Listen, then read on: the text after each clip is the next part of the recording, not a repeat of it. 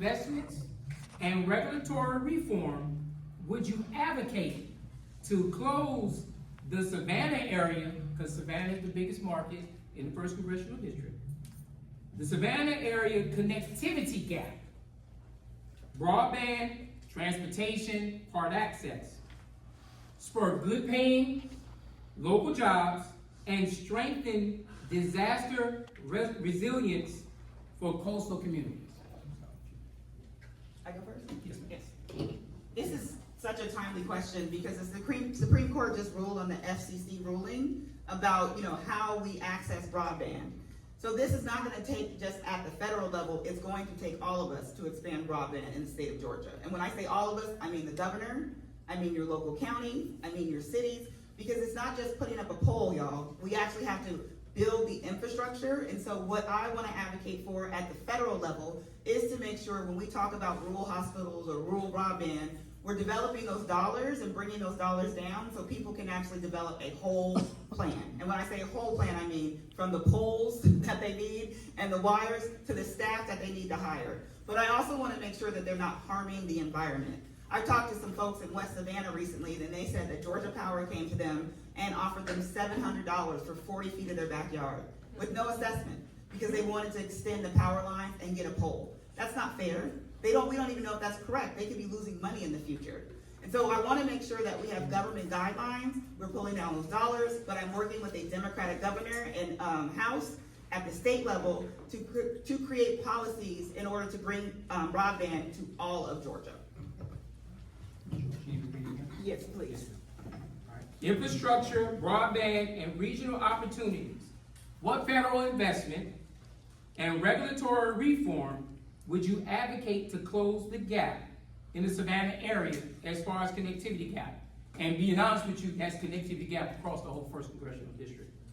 Broadband, transportation, port access, spur good paying local jobs, and strengthen disaster resilience for coastal communities. Well, what I would do, I would definitely prioritize the investments in the 1st Congressional District. For example, port expansion. As we know, the port here has brought so many jobs, good paying jobs, to people that otherwise would not have had the jobs. So I would definitely prioritize investment in port expansion.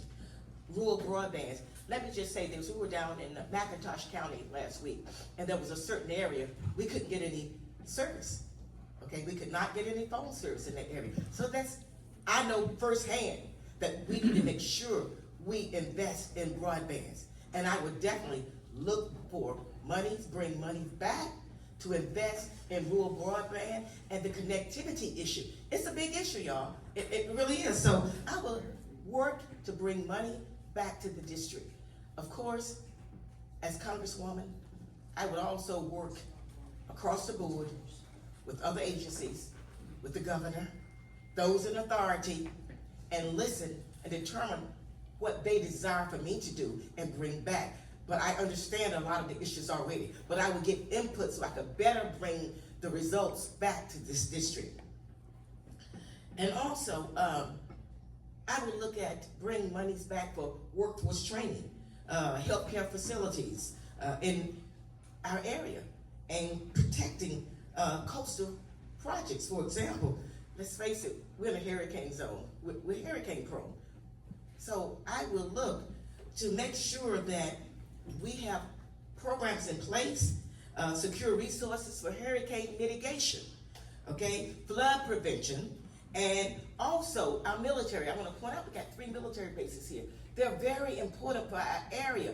They bring money to this district, and we need to make sure that our military bases are strong and they support our economy, and our economy support them. They are critical to our economy.